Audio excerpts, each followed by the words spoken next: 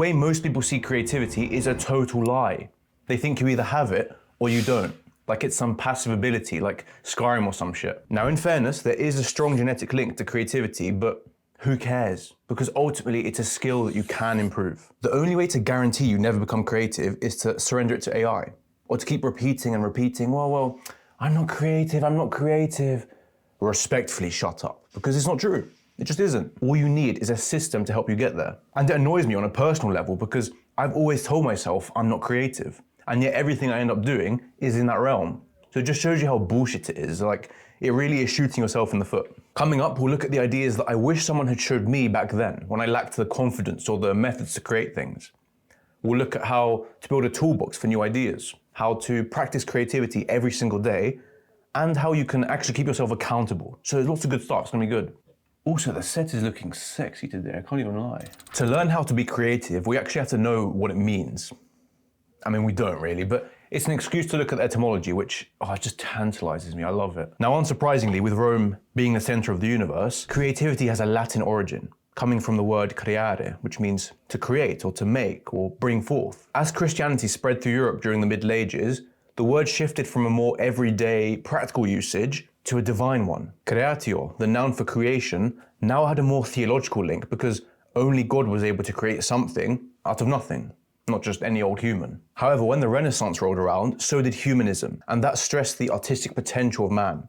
And so in a way, the trend was reversed, and we saw that creativity was something open to all.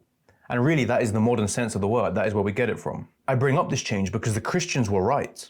You and I, we cannot create something out of nothing, and that isn't what creativity really means. Creativity is how we use existing knowledge imaginatively to come up with new ideas, new inventions, new artistic pieces. And yet, that's going to mean nothing is 100% original.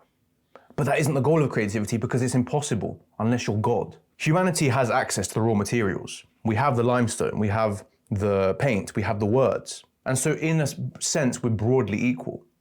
But what separates the creative from the uncreative is not the raw materials themselves, but what they do with them, how they use them, how they express them into the real world. Creativity then really is a question of knowledge, knowing what you have to do with the things you have. Therefore, the first step of creativity is to gather your materials. Not literally go mining in a quarry or whatever, but to learn, to gather the knowledge you need for creative output. If you want to produce unique and interesting work, like mine obviously, then you have to appreciate what that means in the first place. You know, Dostoevsky, he didn't just spawn in with his prose and his thematic talent, he had to learn it.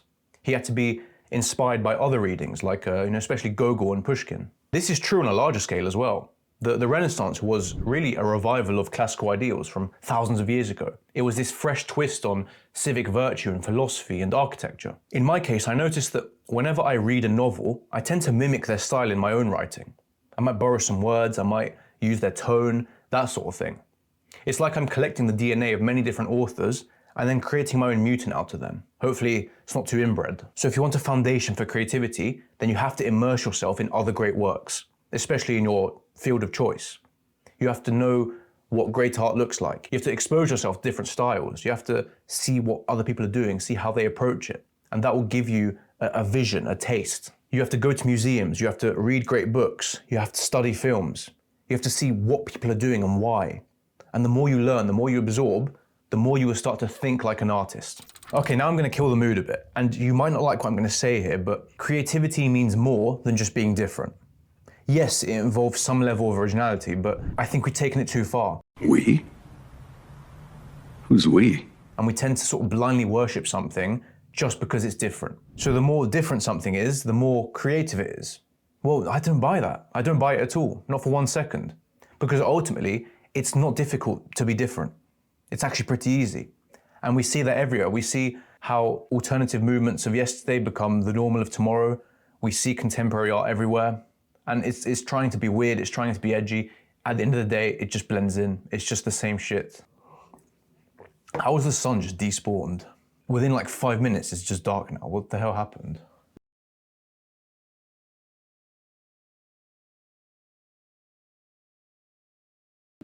And when it comes to art, that is even easier because we can just blindly mash stuff together like a chimp, produce some bullshit and then call it a day. But for what? Is that our creative pinnacle? Is our goal here just to be different? Everyone can be a contemporary artist. Everyone can be edgy and wacky and use shock factor. But is that what we're looking for? Is that what it means to be creative? I don't think so. And then you get people who say, well, if it's so easy, why don't you do it? And it's like, because it sucks, because it's not impressive. It's not something to be proud of. Now, maybe it's conservative of me, but I believe that creativity should be about building on both the novelty of art and the excellency. So yeah, it should be unique and interesting, but at the same time, it should be beautiful and emotional and evocative and technically well executed. Now, this is a gray area, and I'm not the judge, I'm not this art historian, right? But it's not enough to be different. It really isn't. Creativity means respecting the value of art and then being original without completely diluting everything else and just producing something bullshit that happens to be different. First, your creative projects need a home to live. And if you want as many eyes to see them as possible, then you need a website. And that's why I'm happy to say that Hostinger is today's sponsor. Listen, it feels good to own your own domain. It does. It's your little corner of the internet that you can nurture. You can add to it as you create new things, and you can share what you're up to with the people that care. The problem is websites can be intimidating, but Hostinger makes it easy. There's templates for everything from portfolios to blogs and brands even. But alternatively, if you need more precision, then you can describe your vision to the AI builder, which will do the heavy lifting for you. For example, here I said I wanted a site for a cozy London-based bookstore. I fill in some details and voila, it's there. Of course, from there, you can tweak even the smallest detail to get it exactly as you envisioned. It's super smooth and I could put mine together in a single evening. If you feel confident in your skills and you want to control every step of the process, that's all right too, because you can just build from scratch. If your creative act becomes perhaps the center of a new business, then Hostinger can help you out there too. It has plenty of e-commerce features and of course email marketing to get the word out. It's surprisingly affordable too, because if you select the 48-month business plan, it comes to only $2.99 a month, less than a cup of coffee. And I had to check I was reading that right the first time because it didn't feel real, but it is, it's that good. Even better, if you click the link in the description and use code Odysseus, then you'll get an extra 10% off on top of everything else. So if you've been sitting on the idea of making a website, now's the best time to start. So hope you enjoy, and thank you to Hostinger. Now earlier I said that great art is both original and excellent. And this is why we're often told to master the rules before we break them. And I know it sounds cliche at this point, but I don't think most people understand what that really means. Some people see creativity as how many rules can you break? How rebellious and contrarian can you be? And I don't buy that. I don't think that automatically makes you creative. I can go in the Wallace collection right now, I can shit in my hand, I can chuck it at the wall, maybe smear it around a bit. It doesn't make me stunning and brave. I mean, I'm definitely breaking some rules there, but it doesn't add worth to my creative output just because it's crazy or different. Now, this will sound weird and maybe contradictory, but you have to hear me out. When we learn and respect the rules, it actually sets the scene for more creativity. For example, in writing, you are told to be concise, to use the active voice as much as possible, and to show rather than tell. And there's so many more. There's color theory in painting, there's logic in philosophy, there's grammar, there's the rule of thirds in photography, all of these general principles that people just recommend. Now, technically, these are constraints. They actually restrict your freedom, and instead of letting you run off and do whatever you want, they say, well, no, mate, we have some rules here. This is how we work. Now, that can seem... Why are you attacking me? Well? That can seem restrictive at first, but it comes with two big benefits that we often take for granted, actually. Hey! First up is that constraints force you to be more creative with what you already have. Because you know how it is. Whenever you struggle, your first instinct is to maybe go out and buy some new equipment or find some novelty or some obscure technique. And that stuff's fine in its time and place, but it can serve as a crutch and you become over-reliant on it. When you respect the rules, you are learning the basics and you're giving yourself this good foundation to then slowly add to. For example, a philosopher, no matter what they believe, must know the rules of logic before they can argue their worldview. An architect must operate within the constraints of physics. And a perfumer has to know their raw materials before they can start to mix anything with any rhyme or reason. The second benefit is that when you know the rules, you can break them on purpose and not by random impulse. Because yeah, the rules aren't dogma. Sure, they're good for beginners and they are generally good pieces of advice, but great artists will break convention all the time. It's normal. But this only works for them because they understand their decision. It's not because of luck, it's not just by chance. It's a calculated move with a clear cause and effect. You know, when I was writing this, the first thing that came to mind was, oh, great film, La Haine. La Haine. Merde! He does not speak good enough French. I am disgusted, dégoûtant. The broken rule here is that despite being a 1995 film, the whole thing is in black and white. And obviously that's a deliberate choice. And I was wondering why, like, it didn't make sense to me. I found it weird. I found it a bit Stone Age, a bit obsolete. And I'm sure the audience thought the same thing at the time. But when you finish the whole film, you realize that choice made so much sense. Now, this film is pretty dark. It's about alienation, the cycle of violence, police brutality, that sort of thing. Because it was in black and white, it makes it much more gritty and tense and unforgiving. And when you're watching it, it feels more like a real life documentary of life in the banlieue rather than just another 90s thriller. And so here, the director is making a conscious choice to break a rule and to great effect. So you, as a creative person, you must respect the rules until you have the authority to break them. I mentioned earlier that you should appreciate great work. And this point is similar, but maybe even more important. Your ideas, along with anything you create, are a reflection of your lived experience. And so you must feed it. For example, for The Lord of the Rings, Tolkien was influenced by his love for philology, his time in World War I, and of course his Catholic faith. And this type of thing can even happen on a wider scale with entire movements. One of my favorites is Italian futurism. And this was influenced by the speed and the thrill of modern machinery, a sense of aggressive, war-driven nationalism for the renewal of the Italian people. And with that, a contempt for the tired, worm-eaten art of the past. Now really, this was a product of its time. It was influenced, only possible because of industrialization and the political climate of 20th century Italy. And this is the same through all of history. The environment births new ideas. Now you, as an individual, you can take advantage of that by living as richly as possible, by experiencing all of life and all of the things it has to offer. And that sounds almost corny. It sounds like something a Bali yoga influencer would say.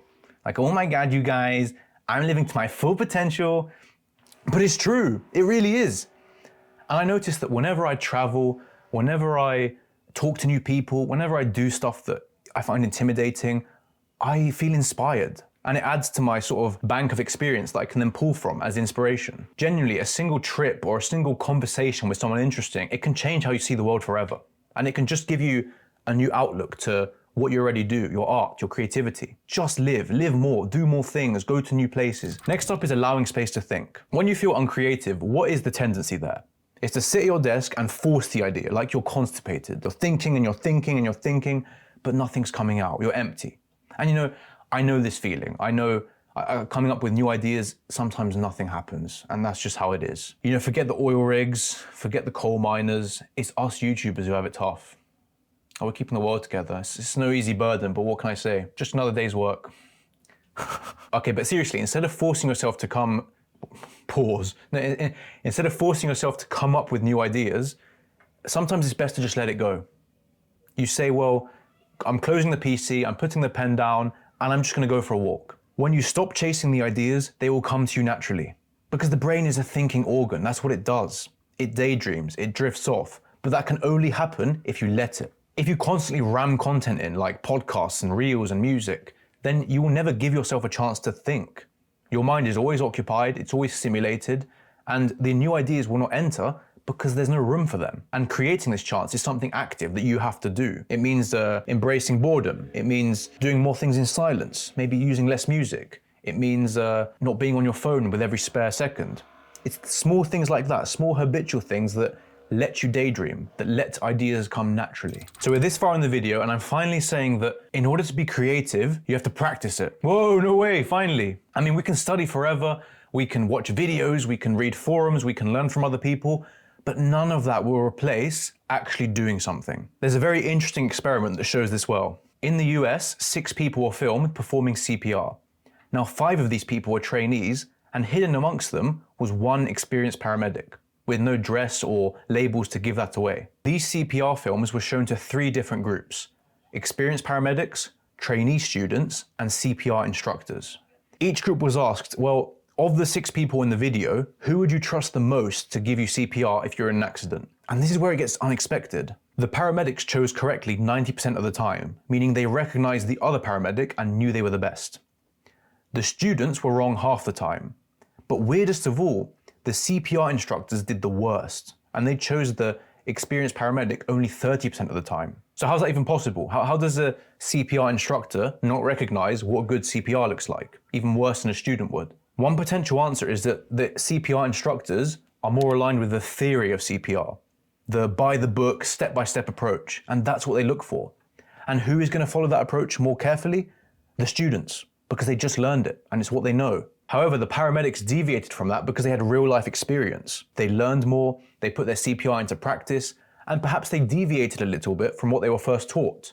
Maybe it didn't capture all the nuances and realities of being in the field. And so to the instructors and the students, the paramedic CPR may have looked a bit off or unusual. Now that's just a theory. And even if it was completely fictional, it was made up, it never happened, it still captures the truth about creativity. That theory will only take you so far. You don't want to be this timid intellectual type that reads and reads and reads, but never actually does anything. Ultimately, the person who has courage and who takes action is going to learn faster. Even if they know less theory than someone else, well, they're going to experience more. They're going to make more mistakes. They're going to feel it firsthand, and that is what's going to teach them. And yes, that means having the balls to embarrass yourself and to fail and to look clumsy, because it's those moments where you'll figure out what went wrong and learn. If you don't have the guts to go through that failure, you're irrelevant. You may as well be the spectator in the arena. How can you criticize from outside the club if you can't even get in? Intellectualism without action, you may as well be daydreaming. So how do you actually practice creativity, this abstract thing of the mind? Well, there's obviously many ways, but one of my favorites are small daily reps. So instead of relying on these random bursts of motivation, you force yourself to do a little bit each day just to build up that, I guess, creative eye. If you're an artist, this will look like sketching or practicing some new technique every day. If you write a lot, then you could do mini essays, you could do short stories, you could do journal entries, anything to just get some reps in. And if you're a musician, well, you'll practice techniques, you'll go over your songs, your repertoire, you will fiddle around in FL Studio or something. That way you're immersing yourself, you're learning, you're experimenting, you're getting the basics down, and you're going beyond theory and actually seeing how ideas work in practice. This next one is important to me, and I've tried to work on it recently. To be creative, you must give yourself the permission to be authentic. Now, before we look at what that means, I want to clear a misconception, because a lot of people think authenticity means just being raw. Now, that is part of it, you can say, but a lot of the times, raw is equated with sloppiness, and that's what it becomes. It's like those videos on YouTube, you know the ones. You click on the video, it's a dark room with a shitty camera and a vaguely philosophical title, and then it's just some guy like ranting with no direction for half an hour.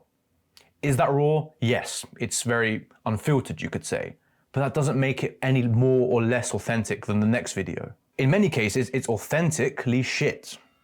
And so my real take on authenticity is that it's about being honest. It's about being who you are, whether that is polished, whether it's raw, whether that's controversial or safe. You are who you are, and you are not hiding anything. Even if you have flaws and you're trying to hide them or distance yourself from them, that's still authentic, because you have standards and you're trying to hold yourself to those standards, hopefully. In creative realms, people are afraid to be authentic because it feels uncomfortable. They're afraid of judgment, they're afraid of criticism, they are not secure in their art, so they don't want to release it to the world.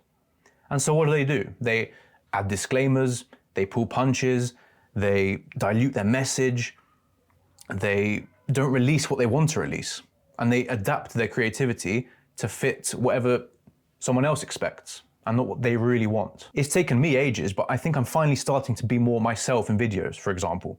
I try and say what I mean without adding all these disclaimers and, padding the message and using all this gay HR speak. Will it alienate some people? Fine, yeah. Will some people not appreciate the jokes? Sure. But if that's what it means to be more real, then it's fine. It's okay. I still have to think before I post though. Otherwise I'll be in trouble. And of course, I'm not trying to be edgy on purpose, and I'm not saying that you should lean into shock factor just for the sake of it. But sometimes authentic creativity has that risk. It has that risk of offending, of being criticized, of being called shit or weird or stupid. That's what happens.